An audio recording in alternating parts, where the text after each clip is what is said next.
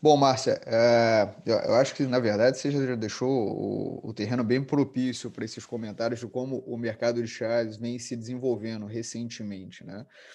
Primeiro, acho que vale a gente pensar que nós temos, acho que na América Latina, uma das maiores oportunidades de desenvolvimento do mercado. Nós temos uma das menores per capita comparado com os nossos vizinhos.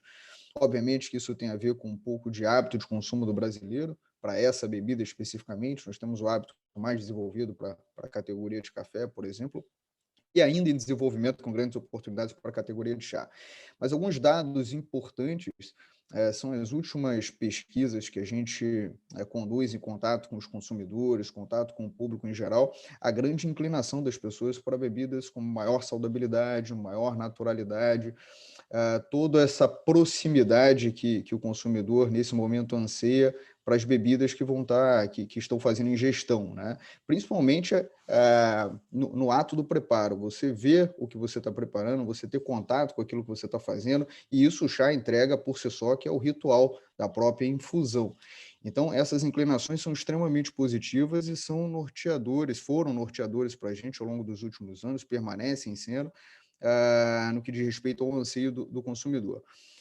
Paralelo a isso, a gente vem desenvolvendo um portfólio que possa, obviamente, percorrer esses corredores, não só da saudabilidade, mas também da versatilidade do produto, né? Saudabilidade nós entregamos por si só, por estarmos dentro da categoria de chás para infusão.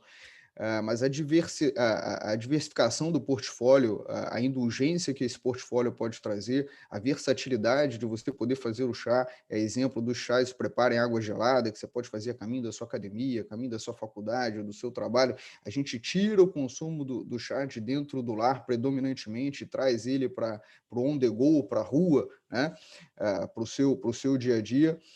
Tudo isso vem complementando todas essas plataformas de impulsionamento da categoria. Quando a gente fala de e-commerce, no ano passado, um pouco antes do processo da pandemia, na verdade, anos anteriores, em 2 anos anteriores, a gente já vinha fortalecendo as estratégias para penetração nessa plataforma. No início de 2020, antes da pandemia, todos os corredores estratégicos bem desenvolvidos para esse avanço, e, obviamente, a pandemia trouxe ali alguns elementos que aceleraram o consumo no e-commerce, né? Haja vista que a permanência das pessoas dentro do lar, a incidência, né, as transações aumentaram significativamente dentro do e-commerce de um modo geral, e a gente, por estarmos já preparados e com estratégias definidas para esse canal, a gente conseguiu se apropriar bastante desse movimento e trazer o chás, o nosso portfólio, para uma disponibilidade nos principais marketplaces que nós temos hoje no país. Então, esses fatores foram preponderantes para que a gente conseguisse avançar dentro dessa estratégia. Ô, Márcia, eu acho que esse teu comentário, essa tua explanação é perfeita, tá? E ela está alinhada diretamente com o nosso propósito, tá? Mas você acertou em cheio. Você consegue me dizer o que vocês estão pensando efetivamente? Que tipo de ação vocês podem fazer efetivamente para melhorar, para incrementar, vamos dizer assim, esse mercado? Eu acho que a primeira plataforma, talvez a plataforma de maior solidez, que eu acho que é o alicerce para esse progresso, é o alicerce educativo, tá? É a plataforma de educação. Então, quando a gente constrói portfólio, paralelo obviamente, a introdução desse portfólio no mercado, vem junto a educação. Para que ele serve, o porquê da existência dele, como ele pode te auxiliar. Um bom exemplo que você trouxe foi os nossos próprios funcionais. A gente fala implicitamente das funcionalidades, né? Você tem ali uma combinação de ervas que vai te trazer relaxamento, você tem uma combinação de outras ervas que vai te trazer um reequilíbrio, e você tem as funções de reanima, recarrega. De certa forma, com essas composições, obviamente, com que a gente entrega de comunicação, a gente está fazendo o processo educativo dos nossos consumidores, enfim, do universo de chás no Brasil, tá? Então, hoje, quando a gente comunica nas nossas redes sociais, quando a gente comunica o lançamento de um produto específico, ou até mesmo na própria embalagem do nosso produto, a gente traz alguns elementos das suas funcionalidades, contribuindo para o processo educativo. O conhecimento empírico de chás hoje no Brasil ele é extremamente restrito, né? Você tem um conhecimento passado ao longo de gerações, que a erva específica funciona para isso, a erva XYZ pode servir para uma outra funcionalidade, mas você para na primeira linha dessa funcionalidade. Você não tem ali o desdobramento, a profundidade do porquê e para que as ervas podem te auxiliar. E o nosso papel é trazendo essa profundidade sobre as funcionalidades, sobre para que serve, como pode te auxiliar, em qual momento do dia a melhor recomendação para você fazer uso de uma bebida específica, de uma combinação específica, se você precisa de relaxamento, então é mais indicado que você faça o consumo daquela erva ou daquela combinação, daquele produto antes de dormir. Se você precisa de um pouco mais de energia, você tem outros momentos do dia pela quantidade de cafeína e etc. Então, esse processo de funcionalidade, de melhor momento, é o início da construção da educação. Sim, de chás para infusão, a gente está falando de Leão aqui no Brasil. Você tem de chás pronto para beber, outras marcas, o Fabiano pode contribuir um pouco falando sobre o portfólio de um modo geral. Nós temos uma outra empresa que a gente, do sistema, do grupo, que fica na Turquia, e exemplo, uma das nossas famílias de produtos é uma combinação de blends que vem da Turquia, então a gente traz para cá, que é a linha Leão Senses, a gente traz isso para o Brasil, traz ela numa experiência sensorial um pouco diferente dos demais chás, e aí quando a gente fala de uma linha premium, é essa linha premium que a gente high premium que a gente entrega dentro do nosso portfólio. Bom, e vamos falar para a produção do mate Leão no Brasil e entre todas as suas bebidas. Além da Turquia, vocês utilizam matéria-prima de que outros países? Além da Turquia e Brasil, obviamente. Então, aí você tem justamente esse ponto de desafio e oportunidade, tá, Márcia?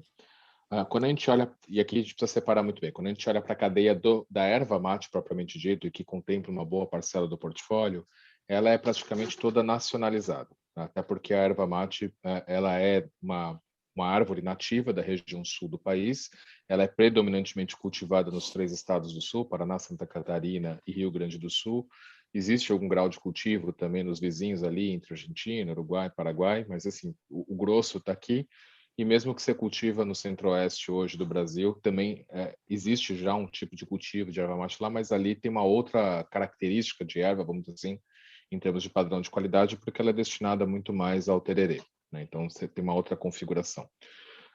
Então, todo o nosso volume de cultivo, todo o volume cultivado de erva mate que a gente acessa para os nossos produtos, ele vem hoje do sul do país, em concorrência aí com também os nossos vizinhos que acabam tirando uma parte desse volume para o seu portfólio.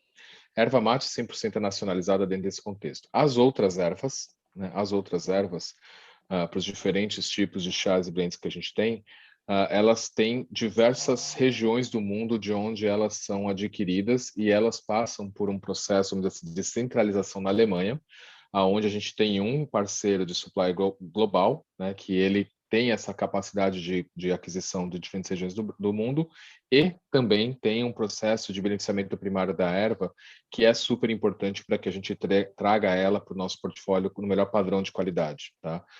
Então, toda a parte do que a gente fala, né, do preparo da erva para que ela chegue isenta de qualquer risco microbiológico, de qualquer outro tipo de risco de segurança alimentar, que é um processo de beneficiamento primário sem perder os óleos essenciais, sem perder toda a característica intrínseca necessária, hoje a gente tem esta parceria com esse fornecedor global, que justamente pela ausência dessa tecnologia no Brasil, né? Então a gente não só consegue acessar com mais facilidade diferentes características de ervas que se existem cultivadas no mundo todo, mas também já com esse processamento primário e que garanta que a gente consiga converter isso num produto acabado aqui no Brasil com a melhor qualidade desejada pelos nossos padrões de qualidade e, consequentemente, aí, isso certamente nos diferencia no mercado. Tá?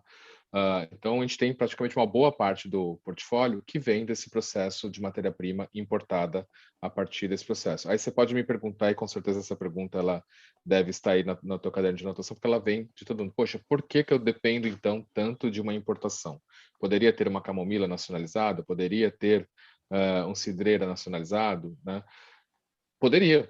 O que acontece é, você precisa de ter uma escala significativa para que isso gere esse interesse no desenvolvimento dessa cadeia regional e precisaria, junto a isso, estar associado ao desenvolvimento de tecnologias como essa que eu te mencionei, para você poder fazer a esterilização da matéria-prima sem maiores impactos, tá? Do ponto de vista de perdas sensoriais ou qualquer coisa dessa natureza. Porque hoje, na prática, quando você trabalha com produto seco, do ponto de vista de esterilização e manutenção de qualidade, a indústria, de modo geral, trabalha por alguns processos, entre eles irradiação, o que a gente não pratica, porque, obviamente, isso traz ainda uma confusão para o consumidor. Então, a gente precisa de um outro processo, que é por pressão e temperatura, onde eu consigo garantir essa esterilização, o que eu não tenho hoje isso desenvolvido no Brasil. Então, ainda que eu tenha, né, acho que esse é um ponto interessante, ainda que eu tenha uma cadeia primária desenvolvida para me entregar esta matéria-prima do ponto de vista de campo, cultivo, eu precisaria de ter uma agroindústria que trabalhasse esta parte do processo que seria a esterilização dessa matéria-prima para acessar. É o nosso desejo, o nosso sonho? Sim. Estamos estudando para ver como isso pode se viabilizar? Sim. Mas hoje a gente não tem uma rota de curtíssimo prazo que nos permita fazer isso, porque, de novo, aqui eu preciso de vários fatores, entre eles a disponibilidade de produtores, o desenvolvimento dessa tecnologia no Brasil e uma escala que dê sustentação para tudo isso. Você está trabalhando no universo de quanto tempo, Fabiano, para poder viabilizar esse processo no Brasil? Olha, isso é bastante impreciso para te dizer, tá, Márcia? Mas acho muito pouco provável que no horizonte menor que 5 anos a gente consiga ter isso viabilizado. Claro, isso pode ser acelerado de acordo com justamente a outra rota que o Marcelo comentou, né? Se eu aumento muito a demanda, se eu aumento muito a escalabilidade dos produtos e de alguma forma isso se justifique, né? Provavelmente você vai ter outros players interessados para desenvolver também essa parte da cadeia, que obviamente beneficia o mercado como um todo e nós, consequentemente.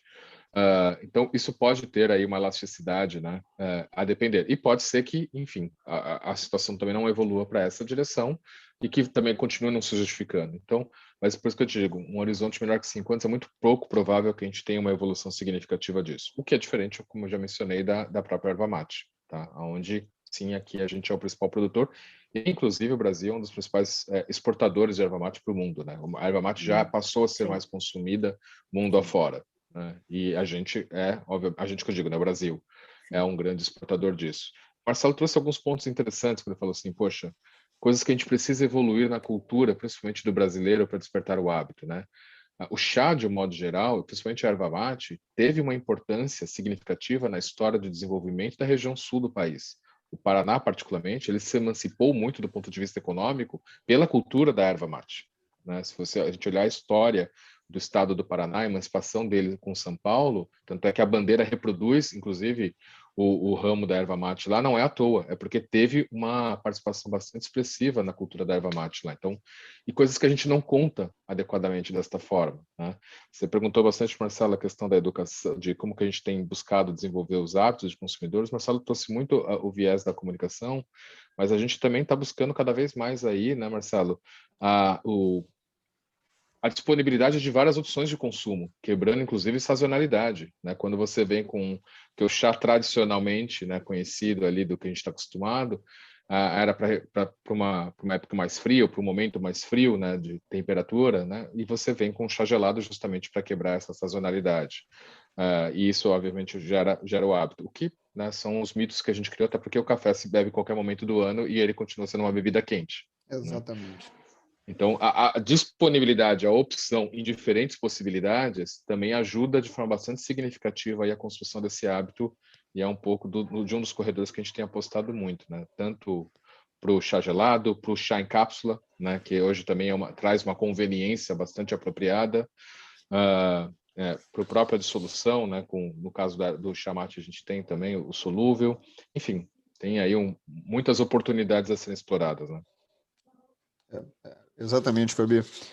Ponto importante é que a gente não influencia de forma significativa a categoria, seja ela qual for, e nesse momento falando da categoria de chás, se a gente não percorre multicorredores, né, ao mesmo tempo. Então a gente fala de disponibilidade, a gente fala de versatilidade do produto, a gente fala de um produto que foge dos parâmetros sazonais conhecidos pelo consumidor brasileiro. Exemplo, o Fabiano falou muito bem, não é sobre clima, porque se por clima fosse, nós não beberíamos café a 40 graus de temperatura, exemplo, né, nas cidades mais quentes. Então é sobre hábito, de fato. E o que a gente precisa fazer é entregar influenciar todos esses corredores. Disponibilidade de produto é um outro elemento importantíssimo, Márcia. Nos últimos 2 anos, nós aumentamos a nossa disponibilidade de produtos, ou seja, a quantidade de pontos de venda com chá disponível para compra, para comercialização, em mais de 200%, né? Perdão, vou até mais além, nos últimos 2 anos, em quase 400%.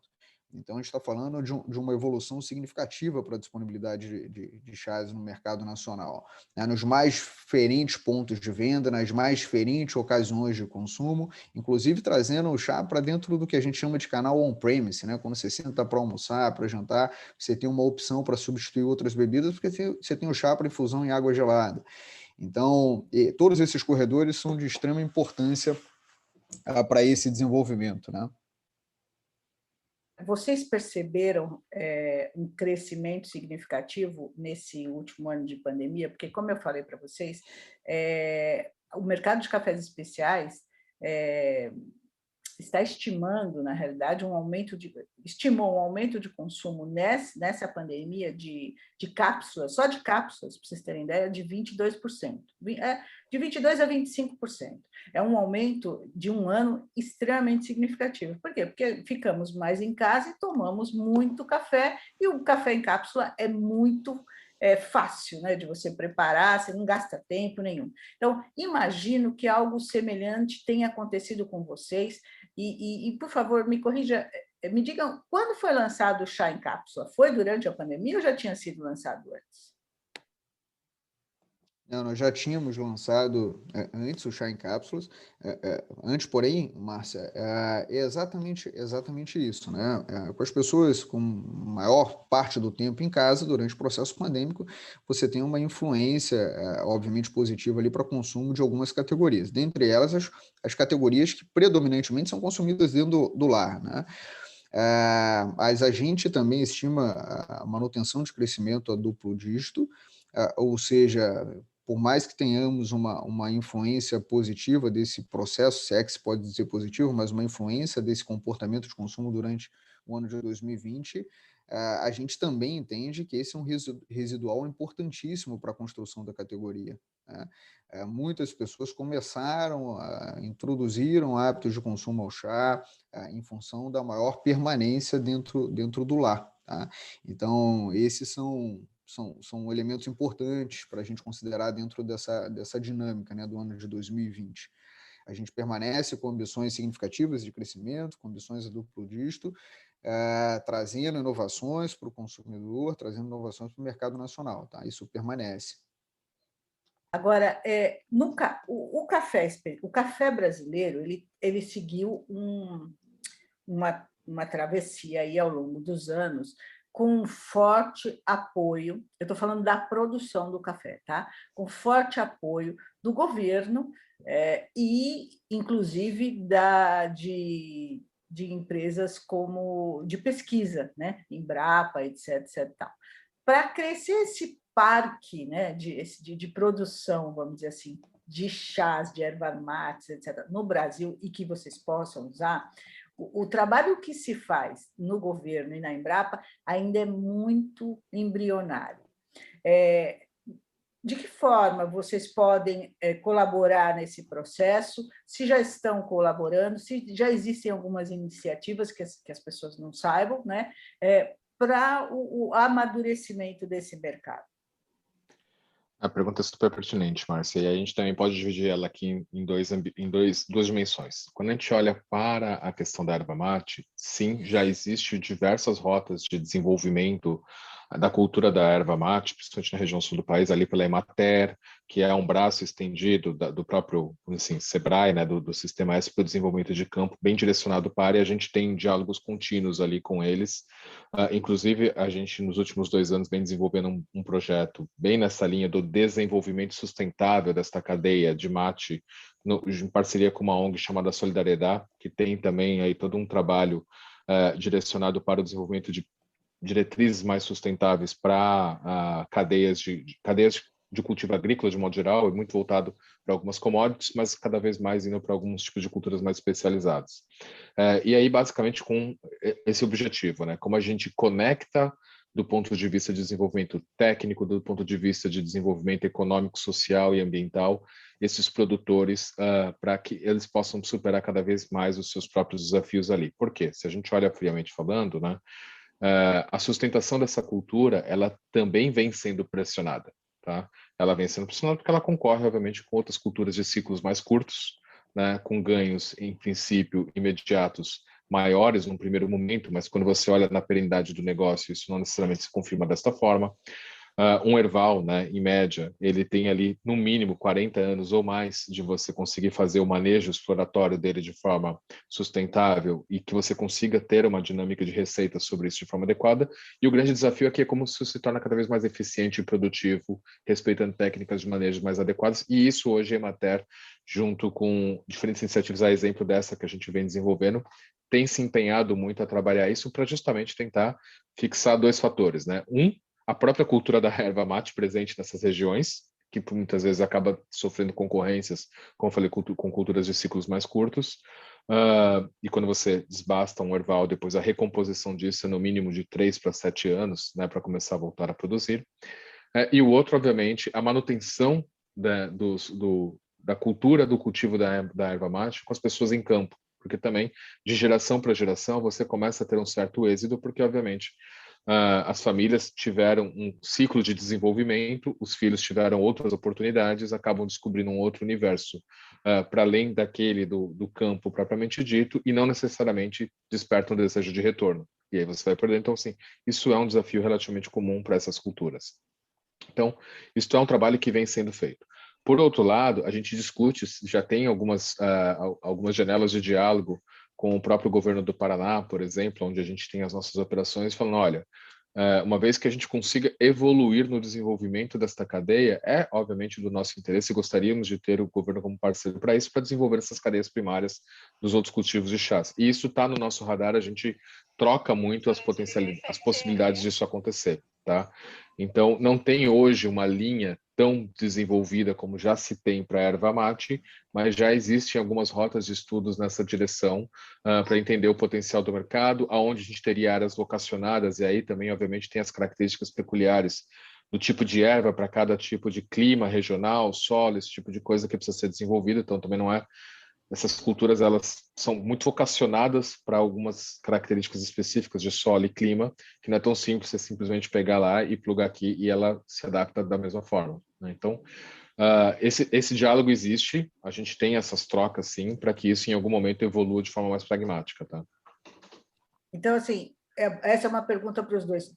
Vocês são muito positivos com relação ao crescimento tanto do mercado consumidor quanto do mercado produtor no Brasil. É possível, no longo prazo, o que vocês estão imaginando que vai acontecer? A gente olha isso, obviamente, como uma enorme oportunidade. Tá? Eu só reforço o que o Marcelo disse, e aí olhando, né, o Marcelo, os complementos disso. Uma vez que eu tenho um hábito cada vez mais crescente sendo desenvolvido e com seus diferentes refinos, quaisquer que estejam, produto mais mainstream, um produto com características mais especiais, um produto que seja mais ritualizado, características mais especiais ritualizados para uma determinada situação ou contexto, outros que estão muito mais apostando, obviamente, na funcionalidade, na hidratação, enfim, opções dessa natureza. Interessa, assim, o fator é que qualquer um desses corredores vai ajudar a categoria a crescer e, consequentemente, traz a reboque né, todo um desenvolvimento integrado desta cadeia. E aqui, desde qualificações profissionais, que certamente isso tende a abrir outras opções. Por exemplo, hoje você já tem os sommeliers, os especialistas em café e tudo mais, e muito poucos chameliers, né? Cada vez mais que isso crescer e entrar, obviamente, né, num nível de interesse, a reboque você já traz todo o interesse pelo consumo, porque, obviamente, isso vai criando né, vai contextualizando e criando uma condição especial de interesse para as pessoas consumirem o chá. Então, você tem uma rota aqui de desenvolvimento de qualificação profissional, obviamente que isso, a nossa crença é que isso vai evoluir. Da mesma forma, como a gente falou, cadeia primária de produção de matérias-primas, cadeia primária de desenvolvimento tecnológico de matérias-primas, cadeia industrial mesmo, de aprimoramento tecnológico para a produção de chás, tudo isso vai vir a reboque conforme a gente tem a evolução dessa demanda por parte do aumento do hábito pelo consumidor e, consequentemente, do aumento da demanda, né? A gente não vê razões para acreditar que isso não evolua de forma bastante significativa, até porque Marcelo bem fez aí o dado comparado só com a América Latina, que quando você olha para as médias de consumo de chás do ponto de vista de uma bebida global aí, que, salvo engano, Marcelo com esse dado está melhor do que eu aí, deve perder só para água, ou enfim, eu não sei exatamente qual que é o dado, mas é muito mais expressivo do que a gente tem aqui. Então, não tem razões para a gente não acreditar que a gente consegue evoluir nessa direção. Mas nós temos, sim, nós utilizamos institutos como a Nielsen e como a Euromonitor para dimensionamento de mercado, até para a gente se comparar frente ao mercado como nós estamos e as nossas evoluções. O mercado cresce significativamente. Para se ter uma ideia, o Brasil em 2020 atingiu uma marca de 19 doses per capita por brasileiro. Tá? Doses por brasileiro. Isso comparado a 2018, 2017, nós aumentamos uma dose. Parece pouco, mas é uma inclinação extremamente positiva, né? De consumo.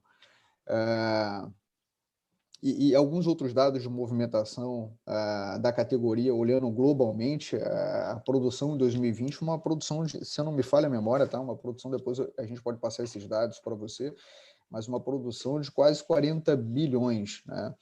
Com crescimento de, acho que, se não me falha a memória, de 6% aproximadamente. Tá? O Brasil ocupa nessa posição o número 88 da lista. Tá? Então, nós temos aqui, isso dados da Euromonitor. Globalmente, a Euromonitor fornece esses dados comparativos para a gente entender qual é o nosso posicionamento frente não só ao desenvolvimento dentro do mercado nacional, mas internacionalmente também. Tá? Então, esses são dados importantes. Tá? Obviamente, quando a gente olha para a Nielsen, né, que determina a nossa participação de mercado, o nosso share, a gente tem a liderança absoluta da categoria. Na última leitura da Nielsen, nós, que é uma leitura bimestral, nós novamente apresentamos crescimento, e toda vez que uma indústria do tamanho da nossa, com a nossa participação no mercado, com o nosso share, se movimenta positivamente, por consequência, você movimenta a categoria positivamente, né, pela representatividade que nós temos. Mas eu acho que, em linhas gerais, se você quiser depois compartilhar esses dados conosco, a gente fornece também para vocês esses dados de participação de mercado, como nós estamos e a fonte que nós utilizamos, tá? Para compor a matéria, Márcia. Uma coisa só que eu queria só reforçar quando a gente está falando de desenvolvimento da cadeia, Márcia, e que eu acabei não entrando nessa seara, porque obviamente ela tem uma sensibilidade maior, mas ela, conforme também o hábito vai surgindo, a demanda vai aumentando e o interesse começa a criar uma outra perspectiva, tem uma outra perna que precisa ser desenvolvida, que é a perna regulatória, tá? Os chás, assim como outros alimentos e bebidas, eles são extremamente regulados no Brasil. E como você bem colocou, né? Hoje, enfim, a representatividade dele ele é relativamente pequena. O que se faz? Você tem ali um arcabouço regulatório que ele está lastreado nas 2, 3 principais ervas que são consumidas, de dados históricos muito antigos e que não evoluíram. E isto, obviamente, gera alguns freios na possibilidade de você ampliar as oportunidades de sortimento, disponibilidade de blends, novos sabores, novas características e tudo mais, porque, obviamente, você precisa de ter um amparo regulatório sobre isso. Quando a gente compara a nossa realidade hoje, né, de uma RDC 14 ou a 12, ou mesmo o PQI, né, que é o Programa de Qualidade e Integridade dos Alimentos, de modo geral, que é regulamentados pela Anvisa, eles estão distantes de quando a gente compara a legislação europeia, estão distantes quando a gente compara com a própria legislação da FDA. Ou seja, lá, quando você assim, poxa, você tem tantas opções, tantas possibilidades quando você, né, olha para a Europa, por exemplo, em termos de chás e tudo mais, ou mesmo para a Ásia, ou mesmo para os Estados Unidos, e fala assim, por que não tem no Brasil? Porque, obviamente, você não tem o mesmo amparo regulatório que você teria para conseguir evoluir. Então, essa é uma agenda que via a BIA, via a BIR, via outras associações, né, a gente vem tentando trabalhar também com a Anvisa para que a gente consiga ter uma leitura mais comparada do que se pratica do ponto de vista regulatório para fora com o Brasil, para justamente dar esta capacidade de a gente ser mais criativo na disponibilidade de produtos, né? Quando você mistura, por exemplo, ervas com alguns tipos de vegetais, quando você traz, por exemplo, outros ingredientes como frutas e flores, então, ou seja, a composição propriamente dita, ela é regulada, né? Então Entendi. você não consegue desenvolver todo e qualquer tipo de chá que não esteja, e aí levando em consideração que a nossa regulamentação é que a gente chama, né, de lastreada num direito objetivo, você só pode fazer exatamente o que está ali. Então, o que não está lá, você não consegue evoluir para além disso. E você já tem hoje, né, um histórico, né? Você já tem hoje referências quando você vai para a farmacopeia europeia, quando você vai para o FDA, que tem uma amplitude muito maior, né, que dá uma liberdade muito maior para o desenvolvimento da categoria. Falei, tem várias frentes de desenvolvimento, né? Uma cadeia primária, uma parte tecnológica, qualificação profissional e também a atualização do arcabouço regulatório, né? Exato. Ô, Márcia, perdão, acho que em algum momento você tinha feito uma pergunta sobre, eu acho que eu não respondi sobre a data de lançamento especificamente, acho que foi de cápsulas, né? A cápsulas foi 2018, tá? Mas se você quiser um cronograma dessas últimas nossas inovações, em 2016 nós lançamos a linha Senses, que é o blend que eu te falei que nós trazemos da Turquia, dessa empresa também do grupo. 2018 nós lançamos as cápsulas, 2019 o chá gelado para infusão em água gelada, e 2020 agora, nosso último lançamento, foram os funcionais, tá? Os 4 sabores de funcionais. Então, essa é a cronologia, tá? Ótimo. 2021 vai ter algum lançamento? Sim. Aproveite, 2021 vai ter lançamento. É engraçado, né? Nós falamos sobre diferentes plataformas de construção, sobre hábitos de consumo para de fato impulsionar a categoria. E o que a gente tem, obviamente, bem claro dentro das nossas estratégias e dessa construção é que cada vez mais cedo a gente precisa introduzir chás na vida do brasileiro. Então, hoje é uma grande preocupação por parte das mães no consumo de bebida mais saudável para os seus filhos, obviamente com menor quantidade de açúcar e etc. Então, a gente tem aqui uma plataforma importantíssima que logo se materializa como uma novidade para o mercado nacional. E a gente, obviamente que aqui a gente já deu uma grande inclinação do que vem pela frente, né, Márcia? Mas, de fato, a gente entende que para que a gente movimente o hábito de consumo, a gente precisa trazer esse produto para cada vez mais cedo na dieta do brasileiro. Né? Mas é uma plataforma, Márcia, como é que eu posso te dizer? Uma plataforma que ela vai, acho que dentro do arcabouço de disponibilidade de produtos para o consumidor, ela tem um papel importantíssimo, que é um corredor que a gente ainda não atuava, obviamente que o chá não tem contraindicação, né, salvo qualquer elemento específico, mas é uma das plataformas que nós, até o momento, nós não atuávamos, que a partir dos próximos meses a gente vai estar materializando. Mas a gente vai trazer o chá para cada vez mais cedo para o consumidor brasileiro. Ou seja, o consumidor do futuro vai ter acesso ao chá desde os seus momentos ali de formação, né, de